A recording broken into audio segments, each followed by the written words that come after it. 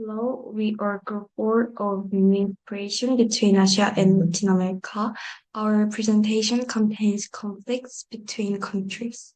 To verify, explain the order of the presentation, I will talk about the global issue we found, the reason why, and how to solve them. Lastly, I will talk about how I felt while listening to this class. First, let me talk about conflict background of Hamas-Israel. With the establishment of Israel in 1948, many Palestinians became refugees. Palestinians call this event Nakba. And then several Arab-Israel wars followed. Hamas, a Palestinian Islamic resistance movement founded in 1947, that leads the armed struggle against Israel. Hamas took control of the Gaza Strip in 2007 after winning Palestinian legislative election in 2006. Hamas, angry at Israel for continuing its policy of blockading the Gaza Strip, used Palestinian civilians as shield to launch Qassam rockets into Jerusalem from private homes to provoke them, or indiscriminately killed civilians. As a result, Israel attacked the Gaza Strip, the stronghold of Hamas. Hamas military strongholds struck by Israel included hospitals, schools, and media outlets. Even if the facilities are being used militarily by Hamas, hitting hospitals, schools, and media outlets is a clear war crime. Now, let me explain why the Hamas-Israel war broke out. First, there are economic reasons, border controls and economic blockade between the Gaza district and Israel impede Gaza's infrastructure and economic development. This could fuel conflict between Hamas and Israel. Second, political reasons. Israel and Hamas are ideologically and politically at odds.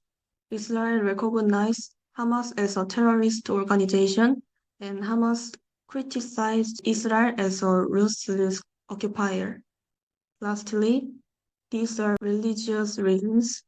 The region shares Jerusalem, the world's third holy site, and is an important sacred site for several religions, including Judaism, Christianity, and Islam. Next, let's talk about background of conflict of Ukraine and Russia. After the Soviet Union dissolved in 1991, Ukraine became independent, but many Russians still view Ukraine as part of Russia. In 1954, Crimea was transferred from Russia to Ukraine, and in 2014, Russia re-annexed it, drawing international condemnation. Russia annexed Crimea following a pro-Western revolution in Ukraine. Clashes between pro-Russian separatists and Ukrainian government forces continue in eastern Ukraine. In 2022, Russia launched a full-scale invasion of Ukraine, leading to strong international sanctions. Now, let me explain why the war between Russia and Ukraine broke out. First, in historical factors, after the collapse of the Soviet Union in 1991, Ukraine became independent, but Russia still considered Ukraine part of its sphere, and Crimea has deep historical and strategic ties to Russia.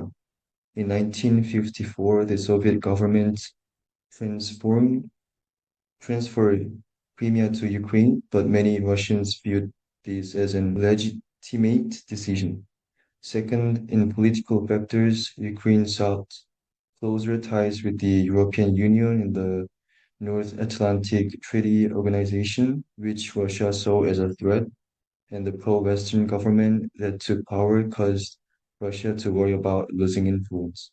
Third, in military factors, in 2014, Russia annexed Crimea, causing a significant backlash from the international community. This annexation intensified tensions with Ukraine. and ongoing clashes in eastern Ukraine between pro-Russian separatists and Ukrainian government forces. Lastly, in economic factors, Ukraine has strategic importance as a major transport route for Russian gas to Europe. Solutions. Possible solutions between the Hamas and Israel. Religious conflicts among countries has been occurred frequently back in the history, and still now it is difficult to find solutions or reach out in peace agreement. Even we have established the UN organization, which is built on purpose to solve the conflicts and to lead the world in peace. However, this organization isn't functioning properly, and therefore, even if we suggest any solutions, it will have less possibility to make it fair enough for those nations. But we all need to put some effort to make the world in peace again. So there are a couple of solutions we suggest, and that are number one, ceasefire and humanitarian agreements. This is actually the solution that people are mainly speaking about while doing the demonstration. Immediate and temporary measures to reduce violence and address humanitarian needs. Ceasefire, implementing and maintaining a ceasefire agreement between Hamas and Israel. Humanitarian aid, which ensures the delivery of humanitarian aid to Gaza, including medical supplies, food, and reconstruction materials. Reconstruction, international support for rebuilding Gaza's infrastructure and economy. This solution somehow reminds me of current North and South Korea, and as we are living in the truth situation, we are maintaining our life pretty well. But as I said before, it is about the religion and the territorial issues, not the ideology, which means both sides are most likely to decline the solution. Number two, international mediation and peace talks renewed efforts by international actors to mediate peace talks and negotiations. Mediators, engagement of neutral international mediators such as the United Nations, United States, European Union, and regional actors like Egypt and Jordan. Confidence building measures, which steps to build trust between the parties, such as prisoner exchanges, easing of blockades, and halting settlement expansion, and comprehensive peace plan develops a detailed peace plan that addresses core issues, including borders, security, refugees, and mutual recognition. And number three is the economic and social development that improves economic and social conditions in the Palestinian territories to reduce the appeal of militant groups and promote stability. Um, Economic investments, international investment in Palestinian infrastructure, education, and job creation, trade and mobility, ease restrictions on trade and movement to stimulate economic growth in Gaza and the West Bank.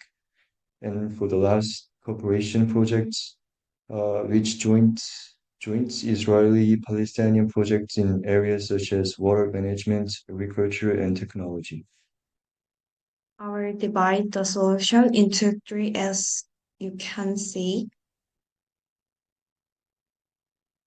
First solution is diplomatic, uh, peace agreements and negotiations. Russia and Ukraine should sign a direct peace agreement and create a concrete roadmap for compliance. They can look to past agreements like the Minsk agreements for guidance on Medicaid settlements, mediation by neutral countries or international organizations such as Organization for Security and Cooperation in Europe or the United Nations can act as mediator to help restore trust and continue dialogue between the two countries. Regular meetings should be held assess the conflict situation and discuss necessary actions. These meetings should involve key stakeholders and international organizations to ensure objectivity. Second solution is economic cooperation. Lifting economic sanctions and enhancing cooperation gradually lift economic sanctions imposed by Western countries on Russia and enhance economic cooperation between Russia and Ukraine to increase mutual dependence. Russia and Ukraine can jointly manage in energy resources and operate to ensure stable energy supplies. This could include agreements on pipeline usage, fees, and energy trade. Reconstruction support and investment. The international community should support the economic reconstruction of conflict area and create a stable investment environment to promote regional economic development. Third solution is security cooperation solutions. Establishing a demilitarized zone in conflict areas to prevent military clashes. International peacekeeping force could monitor this zone, signing arms reduction agreements. Both countries should sign arms reduction agreements to reduce military competition and de-escalate military tensions, building a regional security cooperation system.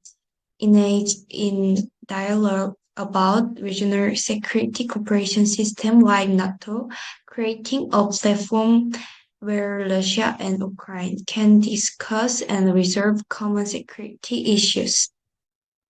And last, we will talk about impressions after this class.